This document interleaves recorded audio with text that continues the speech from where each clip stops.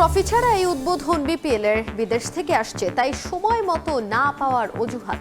উদ্বোধনী অনুষ্ঠান না থাকায় হতাশ সমর্থকরা। রাজশাহীর বিপক্ষে ম্যাচ দিয়ে শনিবার শুরু হচ্ছে ঢাকার বিপিএল। দেশের ভাবমূর্তি নষ্ট করার মতো কাজ থেকে বিরত থাকার আহ্বান সোহানের। টিমগুলোর আরও রেসপন্সিবিলিটি বেশি থাকা উচিত, কারণ এটা একটা ওয়ার্ল্ড ওয়াইড টুর্নামেন্ট যেটা সবাই ফলো করতেছে। সো এমন কিছু আসলে আমাদের করা উচিত না যেটা আসলে ভাবমূর্তি বাংলাদেশে নষ্ট হয়। বিগ ব্যাশে চলছে ঋষভ জাদু। লাল সবুজ লেগের ঘূর্ণিতে কুপোকাত পার্থ স্কোরচার্স 3 উইকেট নিয়ে জায়গা করলেন সেরা উইকেট শিকারীর তালিকায়।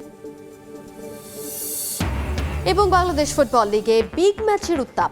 টপার বসুন্ধরাকে টেক্কা দিতে প্রস্তুত আবাহনী। হারের দুঃখ ভুলে জয়ের ধারায় ফিরতে মরিয়া কিংস।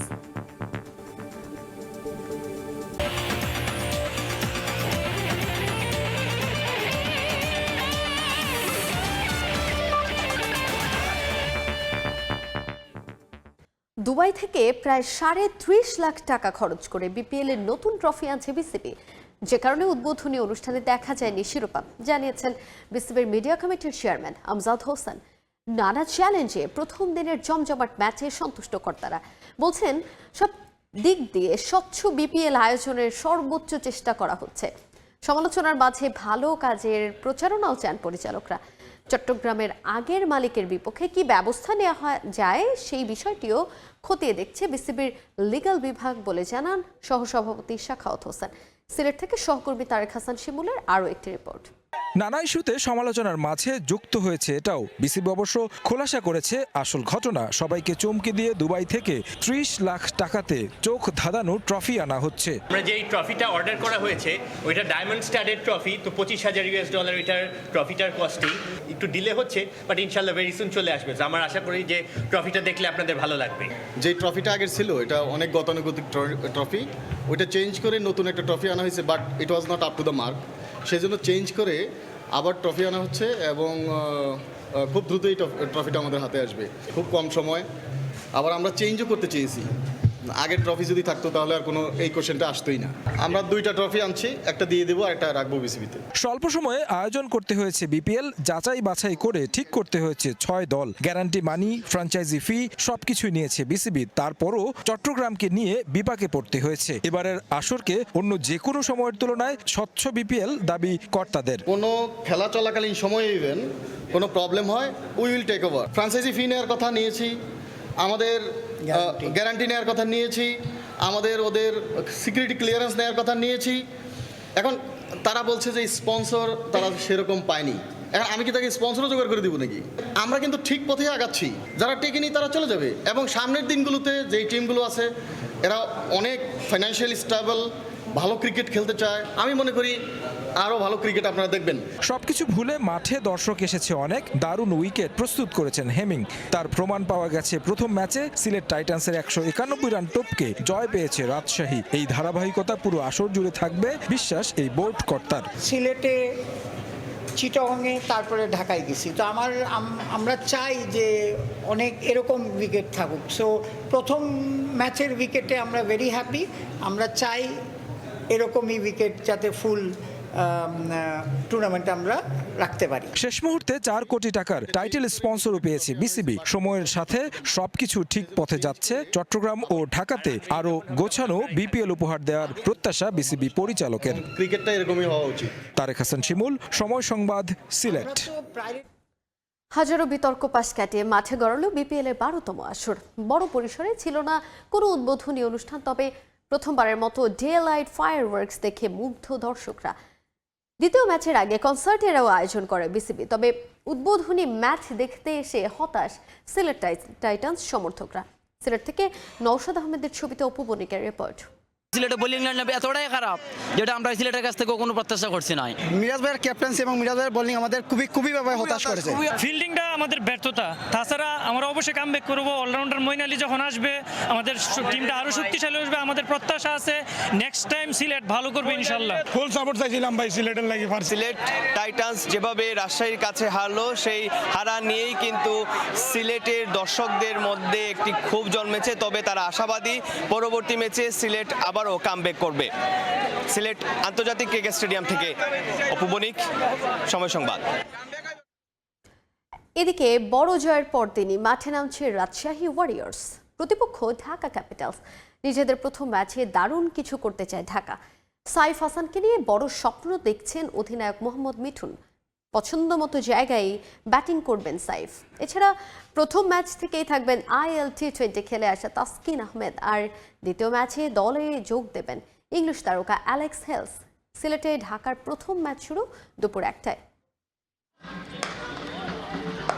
আকর্ষণীয় জার্সি ক্রিকেটারদের সুযোগ সুবিধার সঙ্গে পারিশ্রমিক প্রধান। গেল বছর প্রায় সবকিছুতেই এগিয়ে ছিল ঢাকা ক্যাপিটালস। কেবল ছিল না মাঠের পারফরমেন্স, টেবিলের 6 নম্বরে থেকে শেষ করেছে আসর। এবার 12তম এডিশনে সেই আক্ষেপ গোছানোর সুযোগ ঢাকার ফ্র্যাঞ্চাইজির সামনে।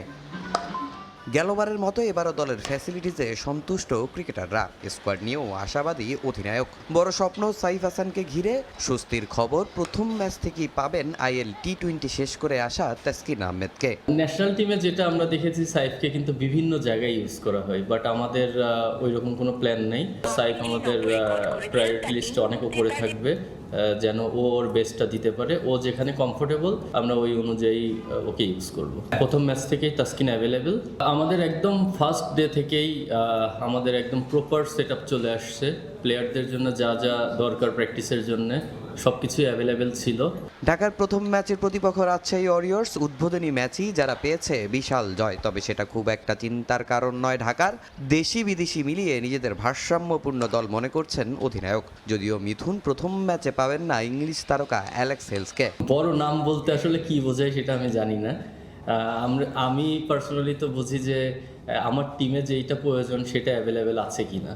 তো আমি মনে করি আমাদের টিমের যেই পার্ট দরকার ছিল সেই পার্টে বেস্ট পসিবল প্লেয়ারগুলোই আনা হয়েছে। ইমাদ ওয়াসিম তো আপনারা দেখেছেন, ও আগে জয়েন করেছে। উসমান এসেছে। অ্যালেক্স হেলস আমি যতটুকু জানি ফার্স্ট ম্যাচ পরেই ওর টিমের সঙ্গে জয়েন করার কথা। তো হোপফুলি ও অ্যাজ আর্লি অ্যাজ পসিবল চলে আসবে। এবারও ঢাকার ডেরায় সাব্বির রহমান, তাকে নিয়েও আছে অধিনায়কের ভিন্ন পরিকল্পনা। বিশ্বাস দারুণ কিছু করবেন এই হার্ড হিটার ব্যাটার। সাব্বির T20-তে খুব ইফেক্টিভ প্লেয়ার। আমরা চেষ্টা করব যে ওকে ওর বেস্টটা আমরা যেন নিতে পারি, এবং অ্যাট দ্য সেম টাইম আমি বিশ্বাস করি যে ও খুব ভালো টাচে আছে, ও ভালো করবে। এটা তো আমাদের টিমের জন্য একটা অ্যাডভান্টেজ যে জনপ্রিয় একজন প্লেয়ার আছে আমাদের টিমে। ঢাকার প্রতিপক্ষ রাজশাহী ওয়ারিয়র্স প্রথম ম্যাচে দারুণ জয়ে আছে আত্মবিশ্বাসের তুঙ্গে। এখন দেখার অপেক্ষা ঢাকা ক্যাপিটালস শান্ত বাহিনীকে হারিয়ে শুভ সূচনা করতে পারে কিনা। তামিম হোসেন, সময় সংবাদ। বিপিএল কিংবা বাংলাদেশের ক্রিকেটের ভাবমূর্তি নষ্ট হয় এমন কোনো কাজই ফ্র্যাঞ্চাইজিগুলোর করা উচিত নয়, এমনটাই বলেছেন রংপুর রাইডার্স অধিনায়ক নুরুল হাসান সোহান। 29 ডিসেম্বর সিলেটে প্রথম ম্যাচে মাঠে নামবে তার দল। এখনও ঢাকায় নিজেদের হোম গ্রাউন্ডে অনুশীলন চালিয়ে যাচ্ছে রংপুর। ম্যাচ সিনারিওতে ব্যাটিং বোলিং সরেছে রাইডার্স, আর প্রথমবারের মতো প্র্যাকটিস করেছেন মাহমুদুল্লাহ রিয়াদ। তারকাবহুল দল নিয়ে শিরোপা জয়ের স্বপ্ন ক্যাপ্টেন সোহানের। কুয়াশাচ্ছন্ন সকালে ফ্লাড লাইট জ্বালিয়েই অনুশীলনে রংপুর রাইডার্স। বিপিএল মাঠে গড়ানোর দিন প্রথমবারের মতো প্র্যাকটিসে মাহমুদুল্লাহ রিয়াদ। ম্যাচ খেলতে সিলেটে 5 দল, কেবল রাইডার্স এখনও ঢাকায়। মিকি আর্থার, আশরাফুল, রফিকদের তত্ত্বাবধানে নিজেদের মাঠ হোম অব রাইডার্সে ম্যাচ সিনারিওতে প্রস্তুতি নিয়েছে তারা। আগেই বিতর্কের জন্ম দিয়েছে চট্টগ্রাম রয়্যালস ও নোয়াখালী এক্সপ্রেস। আবার ট্রফি উন্মোচন কিংবা টিম ফটো সেশনও করতে পারেনি বিসিবি। সবকিছু মিলিয়ে বড়ল অবস্থা। তবে এসবের মাঝে 50% পেমেন্ট পরিশোধ করে বেশ প্রশংসিত রংপুর ফ্র্যাঞ্চাইজি। খুব বড় একটা চ্যালেঞ্জ এইবারের বিপিএলটা করা। মাঠের টুর্নামেন্টটা যদি কম্পিটিটিভ হয়, but at the same time আমার কাছে মনে হয় যে টিমগুলোর আরও রেসপন্সিবিলিটি বেশি থাকা উচিত, কারণ এটা একটা ওয়ার্ল্ড ওয়াইড টুর্নামেন্ট যেটা সবাই ফলো করতেছে। সো এমন কিছু আসলে আমাদের করা উচিত না যেটা আসলে ভাবমূর্তি বাংলাদেশের নষ্ট হয়। এদিন ম্যাচ সিনারিও প্র্যাকটিসে মারমুখী মেজাজে ছিলেন তাওহিদ হৃদয়। নাহিদ রানা, মৃত্যুঞ্জয় চৌধুরীদের বলে খেলেছেন চোখ ধাঁধানো শটস। হৃদয় ইফতি জুটির পর নামেন মাহমুদুল্লাহ, সঙ্গী খুশদিল শাহ। দীর্ঘদিন পর ব্যাট হাতে নেমে খানিকটা বেগ পেতে হয়েছে রিয়াদকে।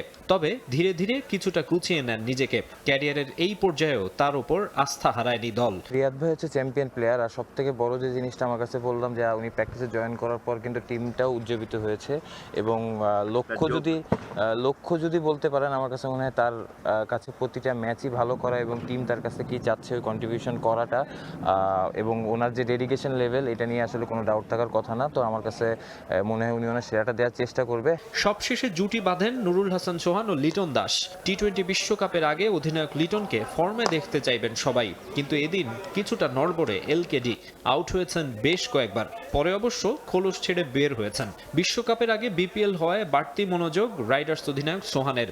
জাতীয় টি-20 দলের অধিনায়ক লিটন কিংবা IL টি-20 মাতিয়ে ফেরা মোস্তাফিজরা থাকায় সুবিধাই হয়েছে। মোস্তাফিজ তো বাংলাদেশের জন্য সবসময় ডিফারেন্ট। আমার কাছে মনে হয় যে ও যখনই থাকে বা মাঠে থাকে, এবং যদি আমরা ন্যাশনাল টিমের কথাও বলি, সব ব্যাটসম্যানরাও কিন্তু ওকে ওইভাবে সমীহ করে খেলে। সো আমার কাছে মনে হয় যে একটা বাড়তি পাওয়া। ফুল ফোকাসটা বিপিএলে থাকবে, যেহেতু বিপিএলে আমার কাছে মনে হয় 6টা টিম খেলতেছে, সবগুলো টিমই ব্যালেন্স, এবং নাম দিয়ে আসলে ক্রিকেট খেলাটা হবে না, আমাদের মাঠে পারফর্ম করতে হবে। মূল প্র্যাকটিস শেষে আলাদাভাবে ব্যাটিং করেছেন সোহান। মৃত্যুঞ্জয়ের সঙ্গে তার ব্যাট বলের লড়াই ছিল উপভোগ্যই। একটা ও জিতছে, একটা আমি। মাকসুম আলম খান, সময় সংবাদ, ঢাকা। বিগ ব্যাশের রিশাদ হোসেনের ঘূর্ণি জাদু অব্যাহত। পার্থ স্কোচার্সের বিপক্ষে 33 রান খরচ করে 3 উইকেট শিকার করলেন বাংলাদেশি লেগ স্পিনার। হোবার্ট হারিকেন্সের হয়ে এই ম্যাচে এটাই সেরা বোলিং ফিগার। এমন পারফরমেন্সের পর বিগ ব্যাশের সেরা উইকেট শিকারীর তালিকায় উঠে গেলেন রিশাদ। 4 ম্যাচে তার মোট উইকেট সংখ্যা 6টি।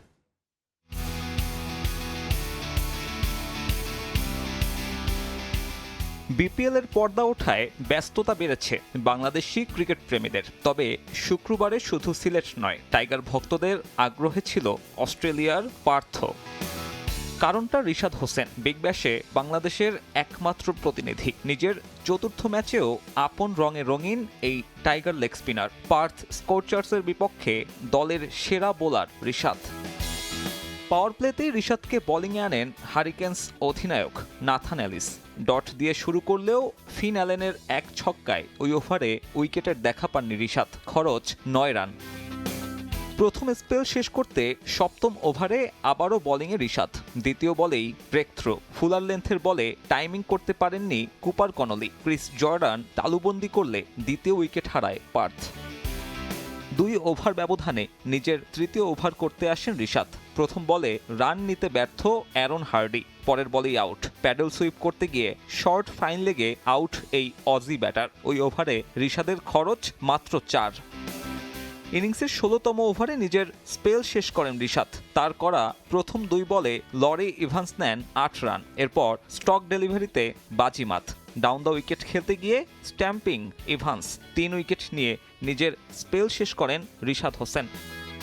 তাতে বিগ ব্যাশে নিজের প্রথম 4 ম্যাচে 6 উইকেট রিশাদের নামের পাশে। এই ম্যাচের পর সেরা উইকেট শিকারীর তালিকায় নিজের জায়গাটা পাকাপোক্ত করলেন বাংলাদেশি লেগি। চলতি মৌসুমে 4 নম্বরে আছেন রিশাদ। তার চেয়ে বেশি উইকেট আছে আর মাত্র 3 জনের। ধারাবাহিকতা ধরে রাখলে শীর্ষে ওঠাটা কেবলই সময়ের ব্যাপার। সোমবার মেলবোর্ন রেনেগেটসের বিপক্ষে নিজেদের পরবর্তী ম্যাচে মাঠে নামবে হোবার্ট। টেবিলের তলানিতে থাকা দলটার বিপক্ষেও জয়ের ধারা অব্যাহত রাখতে চাইবে বর্তমান চ্যাম্পিয়নরা। সাব্বির মিথুন, সময় সংবাদ। অ্যাশেজ সিরিজের খবর জানাবো। মর্যাদার বক্সিং ডে টেস্টের প্রথম দিনই বোলারদের জয় জয়কার। মেলবোর্ন ক্রিকেট গ্রাউন্ডে একদিনেই পড়েছে 20 উইকেট। নাটকীয় চতুর্থ টেস্টের প্রথম দিন শেষে ইংল্যান্ডের চেয়ে 46 রানে এগিয়ে অস্ট্রেলিয়া। এর আগে প্রথম ইনিংসে 152 রানে অস্ট্রেলিয়া অল আউটের পর একই পরিণতি হয় ইংল্যান্ডেরও। 110 রানে গুটিয়ে যায় 3 লায়ন্স। দ্বিতীয় ইনিংসে ব্যাট করতে নেমে 4 রানে দিন শেষ করে অজিরা। সিরিজ নিশ্চিত হলেও মর্যাদার বক্সিং ডেতে ছাড় না দেওয়ার হুঁশিয়ারি অস্ট্রেলিয়ার। মদকাণ্ড সহ নানা কারণে বিপর্যস্ত ইংল্যান্ডের লক্ষ্য ছিল ঘুরে দাঁড়ানো।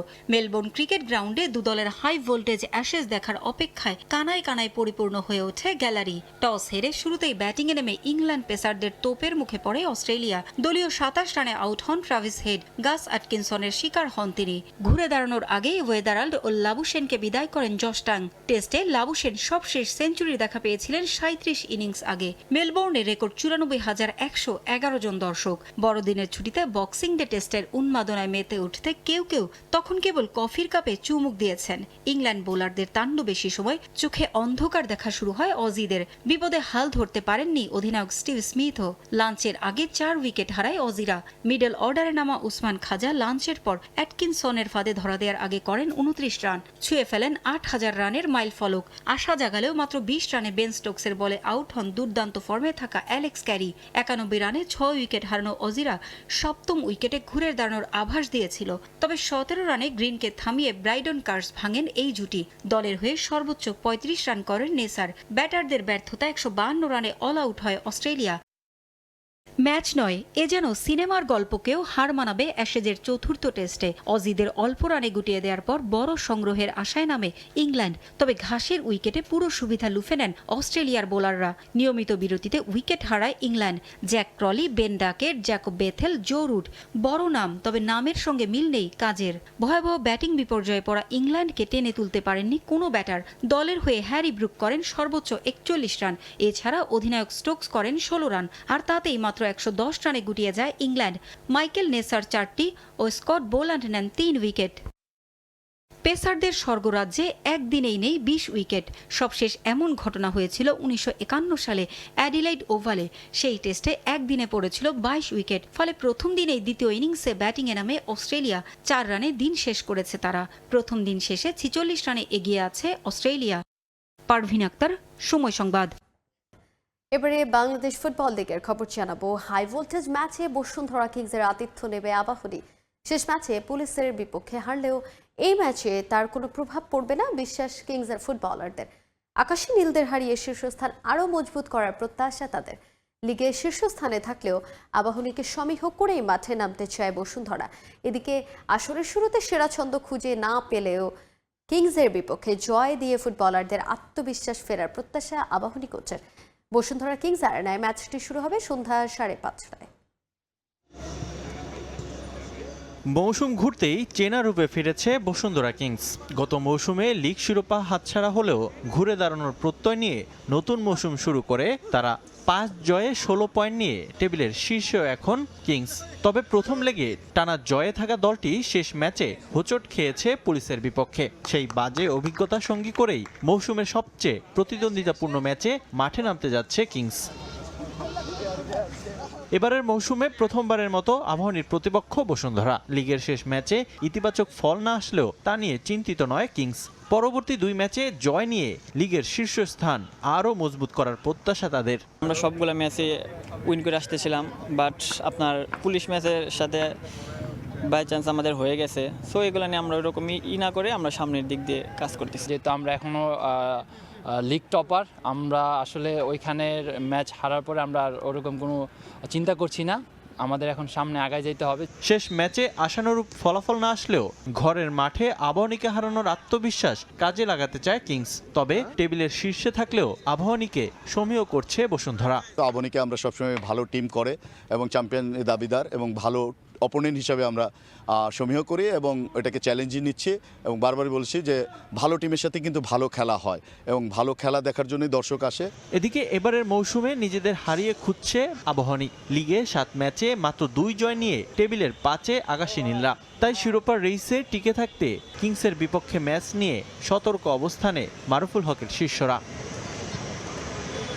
গত মৌসুমের তুলনায় এবার দেশি বিদেশি সংমিশ্রণে ভারসাম্যপূর্ণ দল গঠন করেছে আবাহনী। তবে প্রত্যাশিত ফলাফল না আসায় কিছুটা চিন্তিত তারা। আসরের শুরুতে ইনজুরি আর খেলোয়াড় সংকটে সেরা ছন্দ খুঁজে না পেলেও কিংসের বিপক্ষে জয় দিয়ে ফুটবলারদের আত্মবিশ্বাস ফেরার প্রত্যাশা আবাহনী কোচের। কিছু প্লেয়ারের ক্রাইসিস এবং ইনজুরির জন্য আমরা সেটা আমাদের ধারাবাহিকতা ঠিক নাই। তবে আশা করি আমাদের ইনজুরি এবং অন্যান্য বিষয় আমরা কাটিয়ে উঠতে পেরেছি। প্রতিটা উইনিং, প্রতিটা মানে তাদের আত্মবিশ্বাস এক একটা করে বৃদ্ধি হয়। সেক্ষেত্রে বসুন্ধরার ভালো টিম, নিঃসন্দেহে ভালো টিম এবং আমি মনে করি তাদের সঙ্গে জিতে আত্মবিশ্বাসটা আরও ভালো থাকবে। দুদলের এখন পর্যন্ত 20 দেখায় কিংসের 12 জয়ের বিপরীতে 3 জয় আবাহনীর। রিফাতুল ইসলাম মিরন, সময় সংবাদ, ঢাকা। বড়দিনের ছুটির মাঝে শনিবার ইংলিশ প্রিমিয়ার লিগে উত্তাপ ছড়াতে আলাদা ম্যাচে মাঠে নামছে ম্যানচেস্টার সিটি, আর্সেনাল, লিভারপুল ও চেলসি। টেবিলের শীর্ষে ওঠার স্বপ্নে সন্ধ্যা 6:30টায় নটিংহাম ফরেস্টের মাঠে নামবে ম্যানচেস্টার সিটি আরেক ম্যাচে। এমিরেটস স্টেডিয়ামের শীর্ষস্থান নিরাপদ রাখার মিশনে আর্সেনাল লড়বে ব্রাইটনের বিপক্ষে। এই ম্যাচ শুরু হবে রাত 9টায়। এছাড়া একই সময় অ্যানফিল্ডে লিভারপুলের প্রতিপক্ষ উলভস। রাত 11:30টায় অ্যাস্টন ভিলার মুখোমুখি হবে চেলসি। বিশ্বজুড়ে বড়দিনের ছুটির মাঝেই ফুটবল উৎসব। সমর্থকদের বড়দিনের আনন্দ আরো রঙিন করতে ইংলিশ প্রিমিয়ার লিগে মাঠে নামার অপেক্ষায় ম্যানচেস্টার সিটি, আর্সেনাল, লিভারপুল ও চেলসি। লিগের মাঝপথে এবার দারুণভাবে জমে উঠেছে সিটি ও আর্সেনালের পয়েন্ট টেবিলের লড়াই। এ দু দলের আলাদা আলাদা ম্যাচ নিয়ে অধীর অপেক্ষায় সমর্থক। নটিংহাম ফরেস্টের মাঠে নামার আগে সতর্ক ম্যানচেস্টার সিটি। 17 ম্যাচ শেষে 39 পয়েন্ট নিয়ে টেবিলের শীর্ষে আছে আর্সেনাল। সমান ম্যাচে 2 পয়েন্ট কম নিয়ে 2-এ আছে ম্যানচেস্টার সিটি। আর্সেনাল পথ হারালে নটিংহ্যামকে হারিয়ে ব্যবধান রেখে শীর্ষে উঠে যাবে সিটিজেনরা। সব ধরনের প্রতিযোগিতা মিলিয়ে টানা 7 ম্যাচ অপরাজিত আছে ম্যানচেস্টার সিটি। এই 7 ম্যাচে দল গোল করেছে মোট 21টি। প্রিমিয়ার লিগে সবশেষ দু দলের দেখা হয়েছিল এবছর 28 মার্চ। সে ম্যাচে নটিংহ্যাম ফরেস্টের কাছে 1-0 গোলে হেরেছিল সিটি। তবে এফএ কাপে দেখা হওয়া দু দলের সবশেষ ম্যাচে সে হারের জবাব কড়ায় গন্ডায় দিয়েছিল পেপ গার্দিওলার দল। মুখোমুখি পরিসংখ্যানে 45 জয় নিয়ে এগিয়ে আছে সিটি, 34 জয় আছে নটিংহ্যাম ফরেস্টের। 28টি ম্যাচ হয়েছে ড্র। পরিসংখ্যানের পাতায় চোখ রেখে প্রতিপক্ষকে হালকাভাবে নেয়ার মতো ভুল করতে চায় না ম্যানচেস্টার সিটি।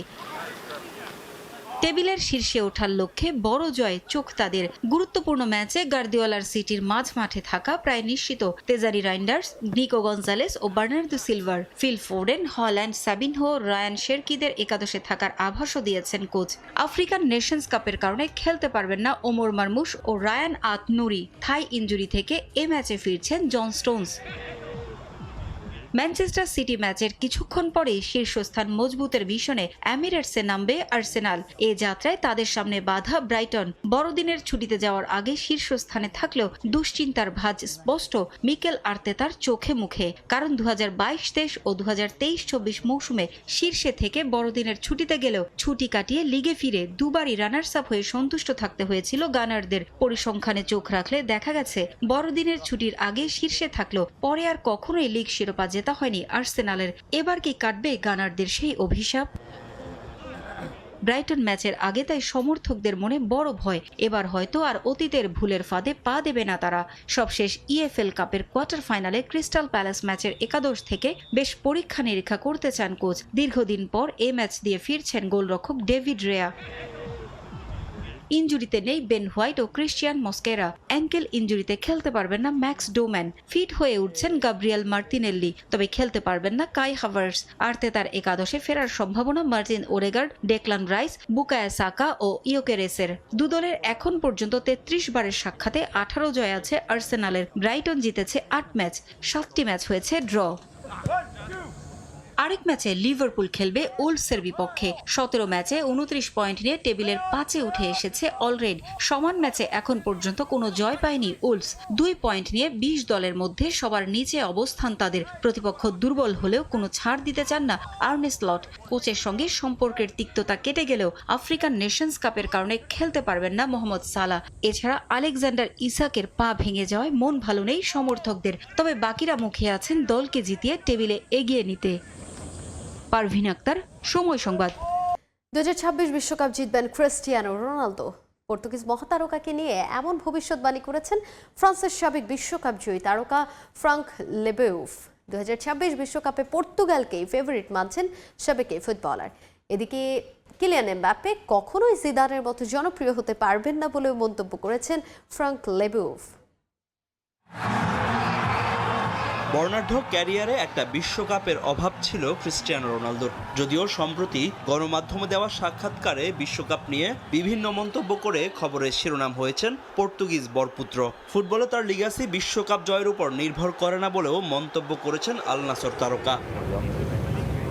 তবে মুখে যাই বলুক না কেন, মনে মনে বিশ্বকাপ জয়ের অপূর্ণ স্বপ্ন ঠিকই পূরণ করতে চান CR7। তাই তো 40 বছর বয়সেও চালিয়ে যাচ্ছেন জাতীয় দলের খেলা। আর ক্যারিয়ারের সেই অপূর্ণ স্বপ্ন বাস্তবে রূপ দেওয়ার সুযোগ পাচ্ছেন 2026 বিশ্বকাপে।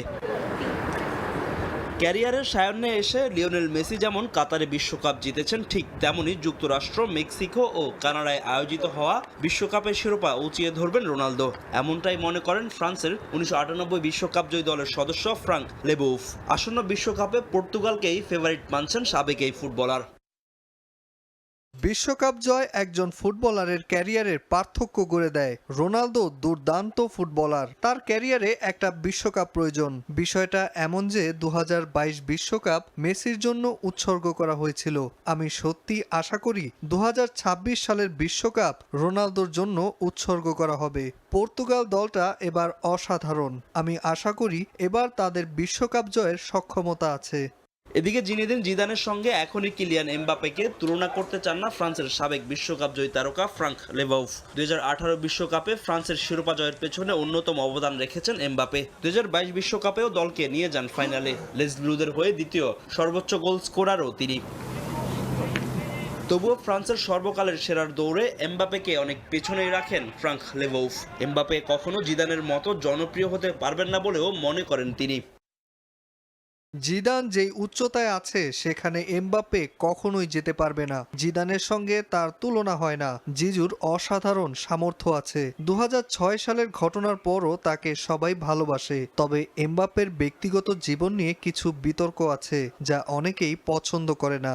তবে কিলিয়ান এমবাপ্পের পারফরম্যান্সে মুগ্ধ লেবাউফ নিজের উত্তরসূরিকে দেখতে চান রেডদের কাতারে। ফাহিম ইসলাম, সময় সংবাদ।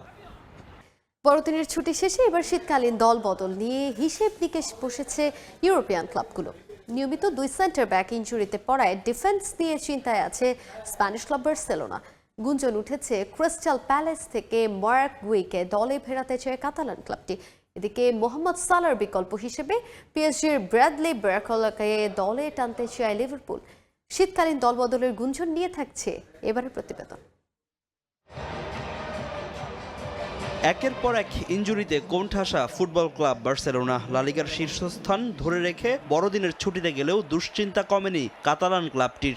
চলতি মৌসুমের শুরু থেকে রক্ষণভাগ নিয়ে বেশ ভুগছেন বার্সা কোচ হ্যান্সি ফ্লিক। ক্লাবটির নিয়মিত সেন্টার ব্যাক ক্রিস্টেনসন ও রোনাল্ড আরোহো ইনজুরিতে পড়ে অনির্দিষ্টকালের জন্য ছিটকে যাওয়ায় নতুন ডিফেন্ডারের খোঁজে লা লিগার ডিফেন্ডিং চ্যাম্পিয়নরা।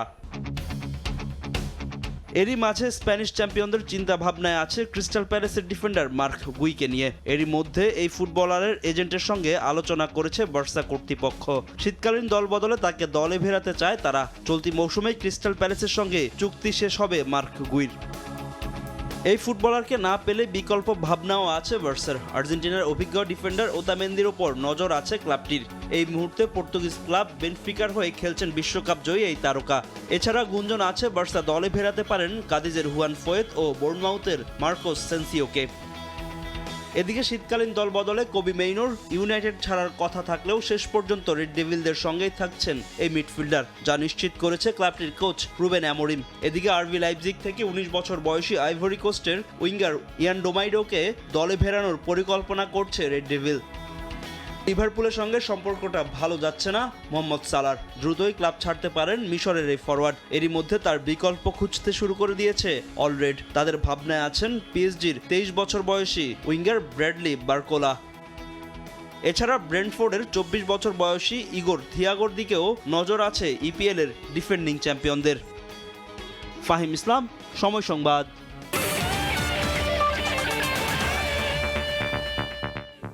এই ছিল খেলার সময় এখনকার আয়োজন।